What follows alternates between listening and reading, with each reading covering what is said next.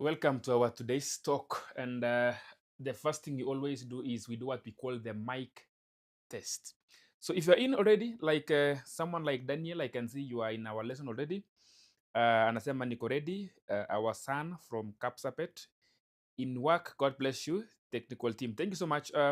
Yeah, if you're already in and you can hear me or you can, you're already locked in, just confirm to me that my audio is okay.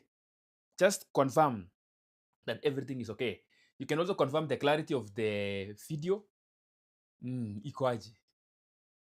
Tupunguze mwangaza, tuongeze. Ama unataka tufanyaje? We niambie. We are starting in the next 1 minute. Welcome.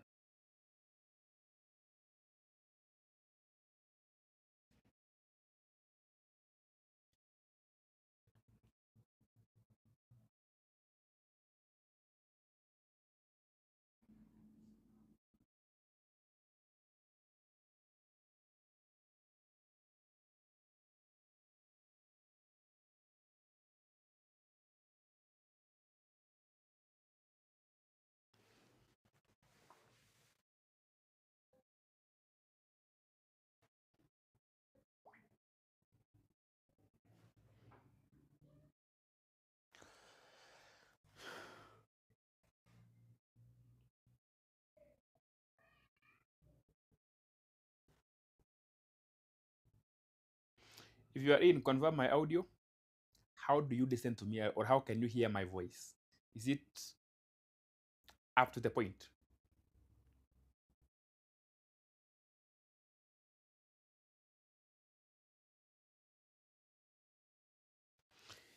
Yeah, ndaka tufike watu a good number, then we can start.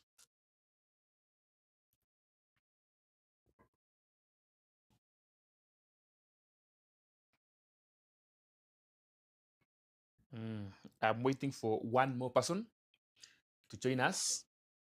Then we start. I want us to have a very candid conversation on being a hero. First of all, I would like to know how was your day. I hope your day was nice. I hope you achieved what you wanted to do. You know, anytime, personally, when I'm getting out of this door every day, there must be something that I've gone to do. There are targets of the day. There are targets which I know I'm asking myself, before I come back, I should have done one, two, three. And sometimes I actually meet the expectation. Like whatever I was going out to do, I will do it. And I will come home very satisfied and very happy. Sometimes I go and I do exceedingly abundantly. Like whatever I wanted to do, I do more than that. I come home very happy. And now, at other days, I go, I try my best, but it doesn't work as how I wanted it. But still, all in all, I will still come to my house. I will still be here. I will still say, God be the glory. Like, I have tried. The good thing about insight is I have tried. I've tried my best. Mhm. Ni venye tu haijaingiana, lakini kujaribu nimejaribu. So in this case, what are you supposed to do? I know leo utakuwa umejaribu, umeng'ang'ana, haikuingiana. Jaribu, umejaribu. There will be no evidence that you tried. But of course, you don't want to prove to anybody that you tried. Why do you want to prove to somebody? As long as you have evidence yourself that you tried, then why should you worry about what people would say? You tried, you did your best. Oh, that was just by the way greetings. Now, my today's topic is about being a hero. And you know, when you ask someone who a hero is, atakupea story mingi mingi. A fighter, atakwambia someone who was able to, fight for independence in our country. A hero is someone with a lot of strength. When I'm talking to students, mostly when I go to schools, because we normally go to schools, talk to students, and we tell them about at what point can we refer to them as heroes? At what point can we say so and so is a hero? Of course, in the books, in the history books, heroes are people. In fact, if I ask you to mention one hero, you will mention for me someone who fought for independence. Today, I want to describe you as a hero. Then I will give some of the reasons as to why I'm saying you are a hero. And if you are not doing what I'm saying, it may not be everything proving that you are a hero, but some of the things that people forget that makes you a hero. In this case, today, I want to talk about the hero of talking out, the hero of speaking, the hero of sharing information, the hero of not fearing anything, the hero of communicating, asking for help. That is about the heroism I'm talking today. Men are heroes, ladies are called heroines, if I'm not wrong. Somebody was saying heroines is a ni dawa fulani za kulevya. I think anatumianga sasa, akaamua kuniambia heroines ni dawa za kulevya, of which no problem about that. But now, I want us to talk today. You know, when you speak out your problems, not everyone can speak out the problems. Very few speaks out. Some of the problems we go through, some of them, when you try to speak out, it portrays you as a very weak person. It portrays you as a very bad person. But what I'm saying, we have to speak out. Why? Because, you know, speaking out is not a sign of weakness. It is a sign that you care for yourself and you care for those around you. For example, someone who failed to speak out may be overwhelmed and at the end of the day finds started thinking about what we call suicidal thoughts. But someone who shares, you know, we share problems. I was talking to somebody and I was telling them, if I saw a man who killed himself because alikuwa ameshindwa kuprovidea watoto wake na bibi yake. Now, when you kill yourself, have you solved the problem to your wife or children? In fact, you have given them more problems. So what am I saying? Speaking out when you have a problem is being described as a hero. I want to give an example. There is this day, uh, there's a day, two young boys, they were playing. Then one of them hurt himself in the private parts. And, you know, he was actually bleeding in the private part. And, you know, as Africans or in African nature, in most times, you know, a child has been, you know, ameambiwa uko, and like when we talk about such things, mtoto hata kuongea, like anaokopa, what is this? What can this be? Like, how can you go and tell mom or dad, nimeumia somewhere? Like, where do you start? Now, he tried to hide, actually. He tried to hide. But now, the other boy, akaiona vizuri, no. Then he ran and asked one of the uncles that, you know, so and so ameumia mahali fulani na anatoa damu. So now the uncle was so furious. He went very fast, took the young boy, examined him, then realized he needs to be taken to hospital. Now, the young boy had decided to keep quiet. Were it not for the brother, mwenye aliamua akaona hapana, these things we need to speak out. We have to talk about this. Now, several years later, now the boy who had actually hurt himself realized that my brother huyu mwingine, kama si yeye kuambia Ango that I have a problem, I don't know what could have happened to me. And what happened? He was saying that boy, that man is a hero. Why? He was able to speak out that nimeumia. And the uncle was able to take him to hospital. So I just used that example to open my discussion. Like, speaking out when you have a problem is being a hero. Let me start again by saying this. There are many times you have gone through problems. There are many times the problems you went through, others were able to hang and kill themselves because of the problem you were able to underwent. What am I saying? You are a hero. There was a time you lost your business. There was a time you were zero. You were declared, you declared yourself bankrupt. Even if nobody declared you, you were able to say that I'm bankrupt. Your children were being sent home for school fees. You are a young man. You see how your parents are going through a problem. You manage all this without losing yourself. Losing yourself in this case is without losing hope of life. You are able to, you know, seek help from people until the time when things stabilized. I will call you a hero. If you have ever tried to go through a problem, if you have went through a problem successfully, then later on God opened doors, you are a hero.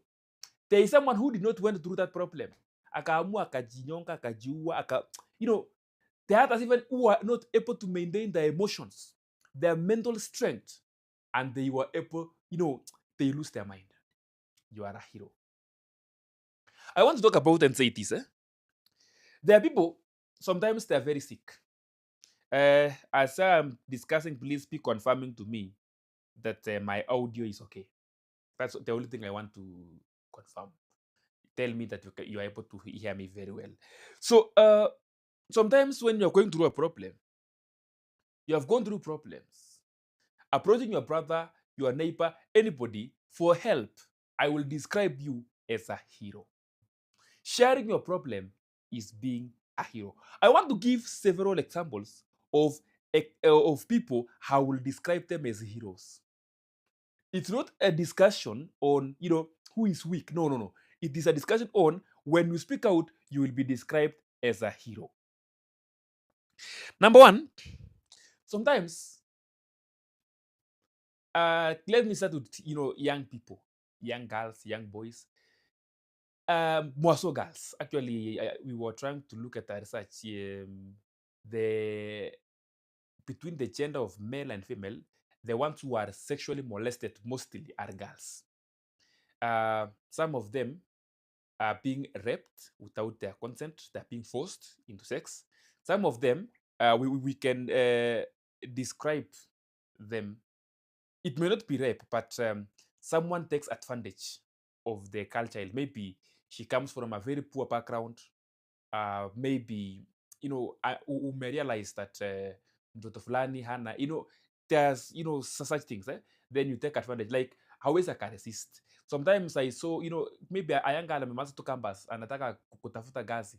Like, amepata amesikia mnapeana kazi, mshahara ni 50,000 ama 70 ama 100, but now because ametoka very poor background, like unamwambia, before this and this, we have to engage in this and this. The girl child, hizo vitu unamwambia hajawahi fanya, lakini sasa ana imagine if doing it this way then I get a job. Yeah, you may think amekubali, but it's not, because you are using the circumstances. Now let me talk about those who are sexually molested. A girl can go through that thing, then comes home without saying it. Like, ataanzia wapi kukwambia mom, when I was coming, or kukumwambia dad, when I was coming from that direction, somebody grabbed me and did this to me. But we need to teach them that saying that one, I will call you a hero. Like, you are able to open up and share a problem that you went through. Now it's very difficult for boys. Like a boy, especially those who are being sodomized. Like, how will he even start to talk about it? Someone might be going through a problem 10 years down the line. He doesn't want to share. How can he even share? And Shanga, this thing is, how? But speaking out is a good thing. Speak out when you're going through a problem. Speak out when you have a problem. There are very many men, very many, they're sleeping with problems they have because they cannot share with anyone, because they feel sharing with their brothers or sharing even with their families is a sign of being weak. No. Some men, after, most men, they drink in bar and then they go home at night. Some even at night, like even uh, 1 a.m., 2 a.m. Then on the way, they're being molested. And that person will just, go home, relax. For the next 5 years, that person is thinking about something that people did to him. And that person will never talk. In fact, talking will be okay because you can be taken to hospital. Check if there's some disease that can be prevented early. Like speaking out, you are a hero. There are some young boys, young girls, maybe they're not in their homes. Mtu anakaa na shangazi, mwingine anakaa na ango yake somewhere, and whatever they are being done to them there, maybe they're doing work. I've seen that myself. mtu ako na mtoto wa mwingine, maybe ni wa sister yake ama, then all the house chores ni huyu mtoto mwenye si wake anafanya everything, anasafa, anatoka shule before alale anakuwa amefanya kazi mingi hata kuliko yenyewe mtu mwenye alikuwa kwa nyumba the whole day alifanya, and that person doesn't speak out. But the best thing is, speaking out would save you a lot of things. I want us to teach each other. I'm teaching you. Also teach somebody else, your children, your sisters, and your brothers, that anytime you are going through a problem, anytime that someone is harassing you, anytime that kuna mtu anakutishia, anytime that someone is taking advantage of you, please speak out. When you speak out, us who are surrounding, we will stand there for you. So what am I saying? You being a hero is through speaking out. You don't have to keep quiet. You have to speak out. Uh, Even in our families, you will realize that some spouse are being harassed by the other spouse. A woman or a wife is always being beaten by the man, always. Kuna tu ile moja ya once in a while, wachana hiyo. Yani anytime your husband comes home anakuja drunk, anakutishia mpaka anasema siku moja unajua nitakuwa, and you are keeping quiet. I don't know, for the sake of the family, for the sake of the children, you have to speak out. When you speak out, things will be solved. Now it is very worse again with men who are being beaten by their wives, because they are always there and they will still be there.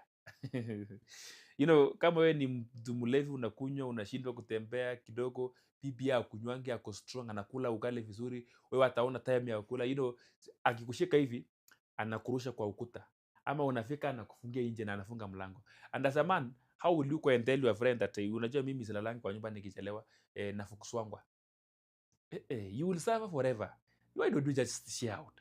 In fact, share out with the nearest person. Mwambie, no, there is a problem I'm going through in this house and it has to be solved. Most of the women, hata ukimweka slap moja, some of them, not all of them, they cry, they shout, they wail until all the village comes there. They think that you wanted to kill them. So, they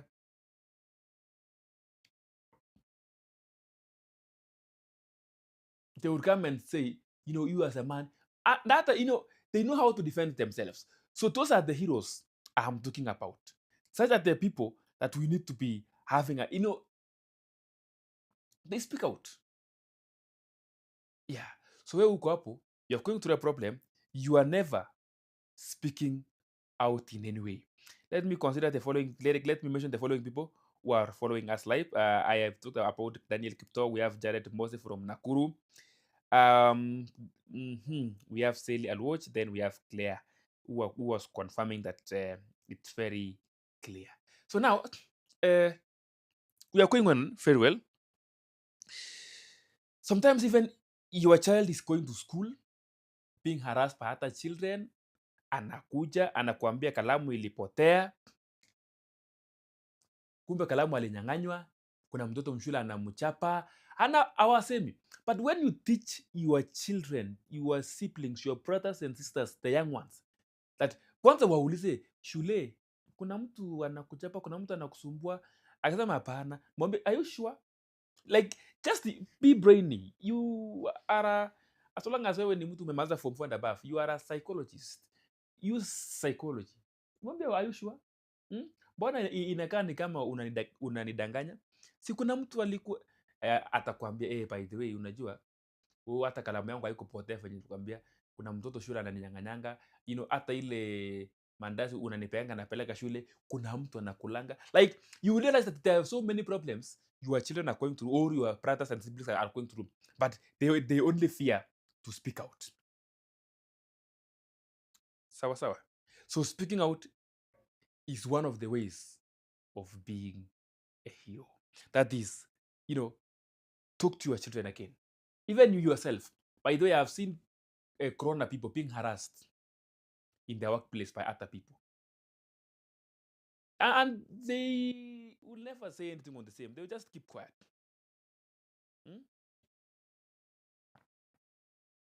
Yeah, someone mtu mkubwa tu ameenda job. Like a friend of mine, there's another lady, a friend of mine, a police officer. So ikafika, it was on a Sunday evening, tukaongea, akaniambia, tomorrow, it's on a Monday again. Nikamuuliza kuna nini Monday? Si Monday ni kazi. Kwanza nikamuuliza, where will you be placed tomorrow? Because most of them are placed in banks, most of them are placed in institutions where they need security. Sema, hiyo hata sio issue. Issue ni like, the guy is harassing her in the workplace, nikamuuliza how now? Like, you're being bullied. Bullying haikuangi tu ya high school peke yake. People are being bullied there. Nikamwambia, no, how? Can you shout? Don't you have a boss? I said, my boss is one of the people who bullies her. Hmm. And I listened to her, and then I realized bullying is everywhere. Oh, Jared Mose is in Kiambu. Sorry, I confused with another guy from Naivasha Nakuru.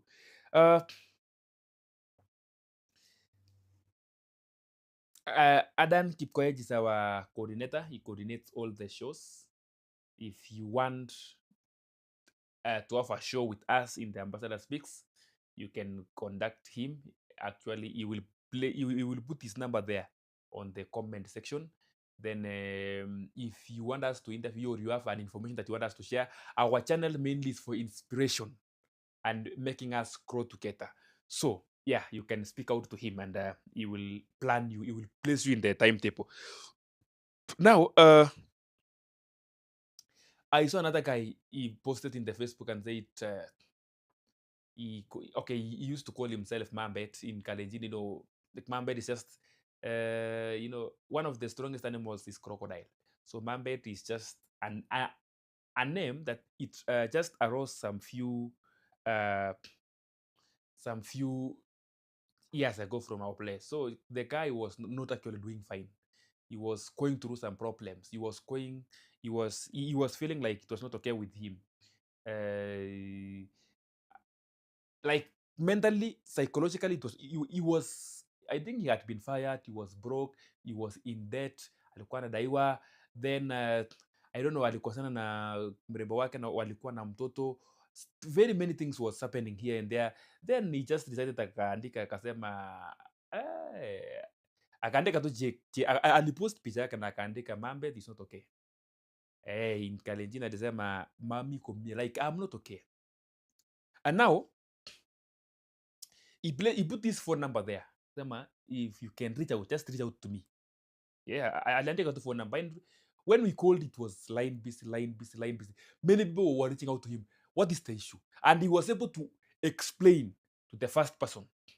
Any missed call alipata, he called back. So he explained to the first person, akamwelezea. So he was, within that day, he was able to, get the help. And he was okay on his feet again, working. Why? Because aliongea. Then we have someone who is just somewhere right now suffering because alikataa kuongea. Is it really worth it? The answer is no. Unless you speak out, you will continue suffering. You have to speak out to those, not to everyone, because I've also seen someone within one day ameshare problem yake na watu 25. The following day pia ameamka ameshare na wengine within 1 month ameshare na almost everyone. No, just the other day I talked about, if you search in my channel very well, I talked about what we call the social capital. Social capital is the people you invest in. Even right now, I can see some of my people here following me and confirming what I'm saying. They are part of my social capital. Like right now, if I have a problem, it's just a call away. So and so, I think I'm going through this. I need your help in this and this and this. Sometimes you just need someone to affirm something to you. Am I really okay? Somebody will tell you, yes, you are okay. In fact, you are very okay. You just wanted the affirmation from somebody. Why? You need to speak out. Yes. Some problems are big, and some problems are very small. I remember, let me give you two instances. Someone was going through a problem, a work problem, actually, a professional problem. Then he thought he was the only one. So one day he decided to open up to one of the colleagues. Then the colleague told him, I've been going through that problem since I was employed. Right now it's 15 years since. Then this guy said, oh, so it's normal. Yeah, it's normal. Don't worry. And then now he continued living and working happily. Like, in Africa, I don't know if it is something normal. When you're going through a problem alone, it's a problem. When you're going through a problem with other people, it's no longer a problem. Like, if I'm sending 50 shillings and the Safaricom charges me 5 shillings, I will feel bad. But if I realize that it is charging everyone, then it is no longer a problem. You see? It is no longer because everybody is going through it. Sometimes share your problems. I remember that there is someone who came to me nikiwa campus, alikuwa anataka nimsaidie pesa, akanielezea fanya kuna mashida sijui nini nini nini nini. Nikamuuliza, do you have time so that we can talk? Akaniambia, yeah, yeah, we can talk.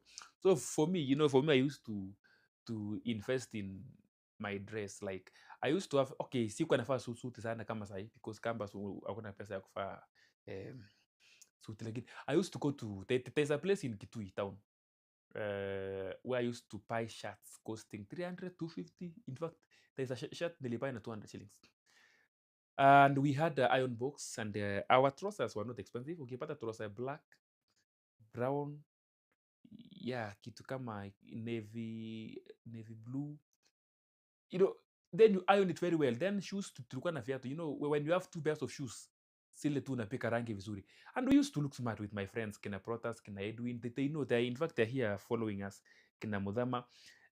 So what happened is that so we look smart and you have nothing kwa mfuko hata 20 bob hakuna, but we make sure kuna rangi, kuna colgate, like just, if you know unaenda class kama umeng'ara, and sayo ni saa tano aujakunywa breakfast, aujakula breakfast, hata ujui lunch utakula, and you look very happy. Then someone came to me, oh, wewe unakuanga, I know wezi kosa pesa, you're always very smart. Nikamwambia wachana hizo story mingi, do you have time we can talk? Akasema, nikamwambia let's take a walk. Tukaongea, nikamwelezea everything. By the way, do you know me, myself, kina protest na wengine, uh, the last time we had a meal was yesterday. So and even with, nikamwelezea, nikamwambia you should be very happy, nobody should ever read problems on your face. But of course we had some people that we can share, 1 to 3 kuongea hapa na pale, and he was happy. After I shared the problem with me, realized, oh, so everybody else is going through a problem. And the answer is yes. When you're going through a problem, it will stop being a problem. It becomes something that is generational. Ni ya kila mtu, and you should be happy for that. Now, the other thing that nowadays people don't talk when they're broke.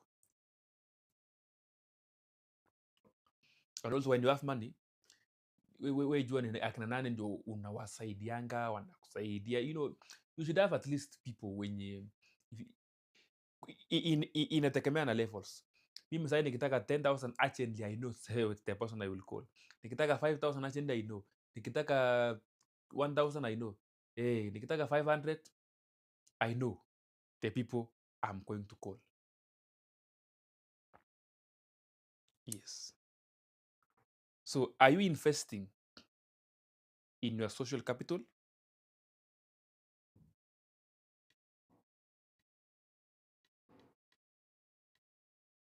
Are you investing so that when you have a problem in future, somebody will come through? You should be doing that while you are also listening to the problems that other people are sharing with. When people are going through problems and you don't want to hurt them, then when you have a problem, nobody will be there for you. So what am I saying here? Brian Bill Kimodho anasema ako ndani. Thank you so much for following us, and please, can you be a consistent follower, because I'm having almost 3 shows per week. So can you be a consistent follower so that we can grow together? Sometimes you are being overwhelmed by problems, and the only way you should do is to speak to somebody, share your problems with someone, and actually you will be very, very happy. I will be giving you 2 stories at the end of this session. In the next 10 minutes, I will be giving you 2 stories of 2 people. Yes. Which they consider each other as heroes. Uh, Sally Alwatch is saying that workplace harassment is real. Donald Mayo anasema tuko pamoja ndugu. Thank you for following Donald all the way from Kakuma, Turkana County. Jared Mose anasema good conversation. Yeye ameconfirm ako Kiambu. I think yeah, nimekupata vizuri Jared. Yeah, so kiamua kunyamazia shida zako, who are we blaming now? The only people I pity are the young ones wenye wamedanganywa that they can never say a problem. They can never say. A child has gone to the long goal and I may realize something, different from the normal. How is sema I'm from the choo, teach them. How will they speak out kama hawajaambiwa? Yeah. Someone who speaks out kwanza is always a hero of himself, a heroine of herself. Yes. Sio kina Jomo Kenyatta ndio the heroes of the country. Yeah, those are the heroes of the country. Who is a hero in your life? You are the biggest hero in your life. Save your life from all this. You deserve it. And I wish you all the best as you are planning to be speaking out. Invest in your social capital, people that you know them, they know you. You can help each other. Now, also, another definition of a hero is someone who can help you in your time of need. Let me give you this story. The two brothers, they were slightly older than me when we were growing up. So the two brothers waliachiwa shamba na baba yao, na baba yao akawaambia, mimi hiyo ndio shamba nimewapea, I don't have money to educate anyone. Mtaona kitu mtafanya, kama title deed ndio hii, oneni kama mtaenda shule ama mtauza shamba. Na yeye huyo mzee akaenda akaishi shamba yake ingine kando. I don't know where their mother alienda, their mama alienda. I think their mama aliolewa, I think walikosana na papake, then akaolewa mahali ingine. So mzee akaachwa na vijana wangapi? Wawili. So vijana wakaona nao ni kama mzee ameoa bibi mwingine na ameenda, in fact amewaambia, nyinyi I don't have a problem with you, nimewapea shamba, maneno ya kuwasomesha, I'm not part of it. So these two guys, one was in class 5 and that one was in class 7. The one was in class 7, wakifanya mtihani alikuwa anakuwa namba, hakuwa anashika vizuri, like out of 50 utampata namba 35, namba 40, like wale watu tu wenye kidogo masomo si yao. So what happened is that just a minute, I confirm something, if the network is still, yeah, sure, it's going on. So what happened actually, wakaona, how are we going to go to school? Lakini mwenye wako class 5 already anakuwa number 1, number 2, number 3, akaenda sana, very sharp. So huyu mwenye wako class, alafu huyu pia mwenye wako class 5 ni mwili ndogo, hakuwa na mwili kubwa sana, like wale watu wako na standard growth. So what happened, huyu mwenye wako class 7 akaiwei, in fact alifikiria sana na akasema, now how are we going to go to school the two of us? Akaambia brother yake mdogo, nataka usome vizuri, soma yako na yangu, mimi nataka nikutafutie school fees because I'm energetic, I can be doing kibarua hapa na pale, tuko na shamba. Wakaenda kwa ngwa yao mwingine akawapea ng'ombe, like ng'ombe ikuje iwasaidie. Na akaambia huyo kijana mwingine, now can you go and study for yourself and for me, because for me I will not go to school, I want to educate you.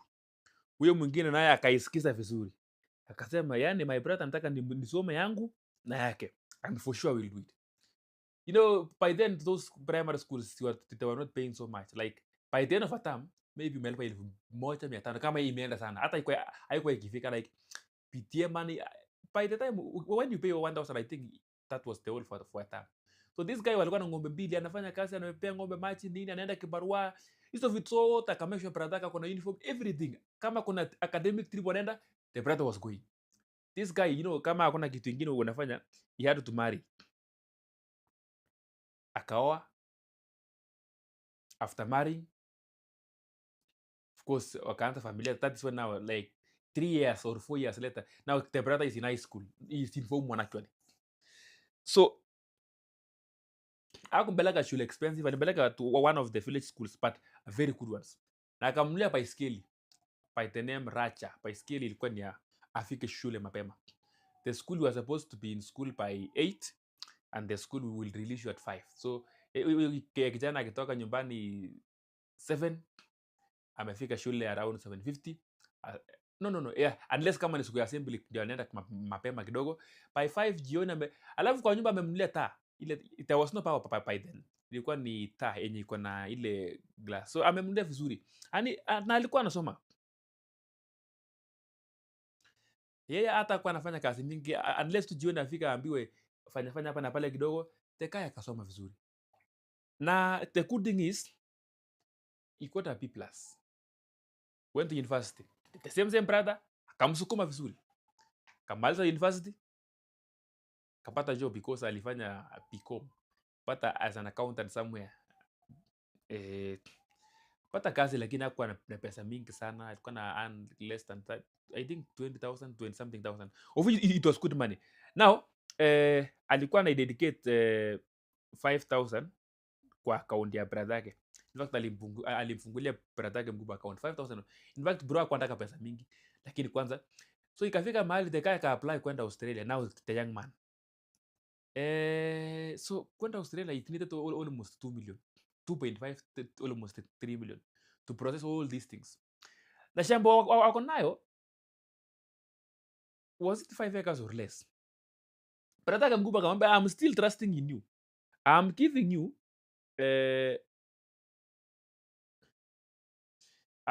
you money. We are selling the land. 2 acre mbili, of which by then that place was in a prime area.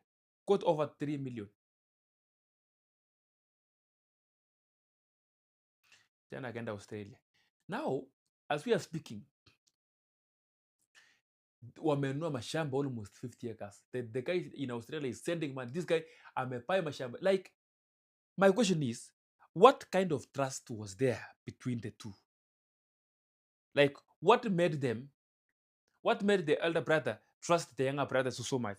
Kwanza, he dropped out of school because of him. Number 2, he's selling the piece of land in Australia. Like, how was he trusting his brother so much? Now, the younger brother, ukiuliza who is your hero, anakwambia my elder brother is my hero. Why? He did things that not everyone can do. Let me ask you, who is your hero? Are you a hero to somebody? The bottom line of today's talk is speaking out. Like, you're going through a problem, speak out. You stay with your problem alone, then it will be you alone suffering. Become a hero by speaking out. I want someone to drop also a message about speaking out. Just in the comment section, at least 2 or 3 people can drop a message on speaking out, because we really need to speak out. Learn to speak out. Tell people to speak out. And when someone speaks to you, listen. That's my message for today's evening. This is Ambassador Speaks. My name is Sir Alex. We do inspiration talks. We have a big group, which you shall be checking on them soon. And we invite you. For those who are newcomers to our channel, we welcome you and we ask you to subscribe, follow, and share with other people. For those who are returning viewers, thank you so much for always coming. And you come today, you come tomorrow. See you on Thursday evening when we shall be having another talk show. And on Sunday afternoon when we shall be having a show interview show with somebody else. Thank you. Have a good night.